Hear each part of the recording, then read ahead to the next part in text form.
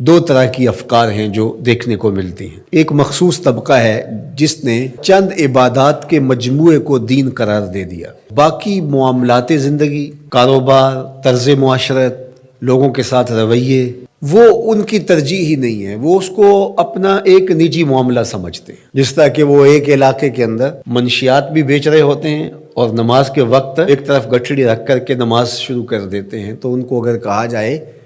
کہ صاحب یہ کیا، تو وہ کہتے ہیں کہ یہ ہمارا دین اور یہ ہمارا کاروبار ہے۔ تو انہوں نے دین کو الگ کر دیا اور کاروبار کو الگ کر دیا۔ تو ایک طبقہ وہ ہے، ایک فکر وہ ہے کہ جو مخصوص طرز زندگی کو، مخصوص وضع کو اور چند رسومات کو دین قرار دیتے ہیں، اور رد عمل کے طور پہ جہالت کی وجہ سے ایک دوسرا طبقہ پیدا ہوا جو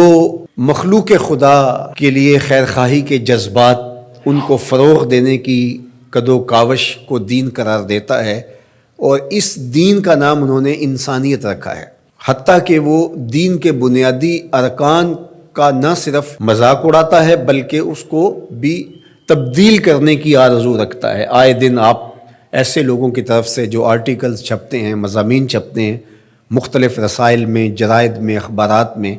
اور مختلف ہمارے میڈیا کے اوپر جو ٹاکس ہوتی ہیں ان کے اوپر آپ دیکھتے ہیں کہ وہ حج کا کہہ رہے ہوتے ہیں کہ اتنا پیسہ حج پہ لگ رہا ہے، تو یہ پیسہ اگر غریبوں میں بانٹ دیا جائے تو کتنا بھلا ہو جائے غریبوں کا۔ اس طرح جو قربانی پہ اتنا پیسہ لگتا ہے، تو یہ قربانی کے پیسے اگر غریبوں میں بانٹ دیے جائے تو کتنوں کے گھر بس جائیں گے، کتنی غریب بچیاں جو ہیں ان کی شادیاں ہو جائیں گی۔ اس طرح نماز کے بارے میں وہ کہتے ہیں کہ نماز میں جتنا وقت لگتا ہے یہ ایک مشق ہے، تو یہی وقت انسانی خدمت کے لیے صرف کیا جائے تو یہ کتنا اچھا ہو۔ تو حتیٰ کہ وہ ایک نیا انسانیت کے نام سے دین لے آئے، اور اس میں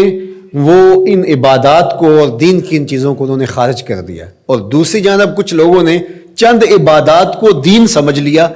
اور باقی جو چیزیں ہیں ان کو ترک کر دیا۔ قرآن مجید میں مذمت کی کہ فَوَيْلٌ لِّلْمُصَلِّينَ الَّذِينَ هُمْ عَنْ صَلَاتِهِمْ سَاهُونَ الَّذِينَ هُمْ يُرَاءُونَ وَيَمْنَعُونَ الْمَاعُونَ۔ ان نمازیوں کی مذمت کی گئی کہ جو سجدے پہ سجدہ تو کرتے ہیں، تکبیر اولیٰ بھی قضا نہیں ہونے دیتے، پہلی صف میں بھی کھڑے ہوتے ہیں، لیکن ان سے عاریتاً کوئی چیز مانگ لو تو نہیں دیتے۔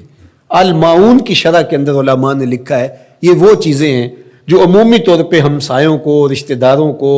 اور ملنے والوں کو عاریتاً یا ہبتاً دے دی جاتی ہیں۔ جس طرح آج کے دور کے اندر کسی کو وائپر دے دیں، پانی والا پائپ دے دیں، اسی طرح اور جو چھوٹی چھوٹی چیزیں عمومی طور پہ ہم عاریتاً کسی کو فراہم کر دیتے ہیں، اور یہ ایک اچھے انسانی معاشرے کا حسن ہوتا ہے۔ لیکن ان لوگوں کی مذمت کرتے ہوئے کہا گیا کہ ان کا رویہ دیکھیے، ان کا طرز زندگی دیکھیے کہ یہ جو عاریتاً چیزیں عمومی طور پہ لوگوں کو ہم دے دیتے ہیں جس سے کوئی فرق بھی نہیں پڑتا، لیکن یہ اس قدر بخیل الفطرت لوگ ہیں کہ اگر کوئی ان سے نمک مانگنے جائے، کوئی برف مانگنے جائے، کوئی ان سے پائپ مانگنے جائے، وائپر طلب کرنے جائے تو یہ نہیں دیں گے۔ اور دوسری جانب ان کا رویہ یہ بتایا کہ وہ تکبیر اولیٰ قضا نہیں ہونے دیں گے، وہ نماز کی پہلی صف میں آپ کو کھڑے نظر آئیں گے۔ تو اس لیے کہا کہ ان کے لیے خرابی ہے جو اپنی نمازوں کے فلسفے سے ہی آگاہ نہیں ہے۔ تو یہ ہے دوسرا رویہ۔ تو ایک وہ رویہ کہ انسانیت کو ایک مذہب قرار دے کر کے فرائض اور واجبات کی نفی کی جائے، حج کا مذاق اڑایا جائے، زکوٰۃ کا مذاق اڑایا جائے، نمازوں کو وقت کا ضیاع قرار دیا جائے، اس طرح قربانی کو ایک اسراف کے نام سے یاد کیا جائے۔ تو جو معتدل رویہ ہے اس کو اس آیت کریمہ میں بڑی خوبصورتی کے ساتھ یہ ساری چیزیں آیت بر کے اندر پرو دی گئی اور بتا دی گئی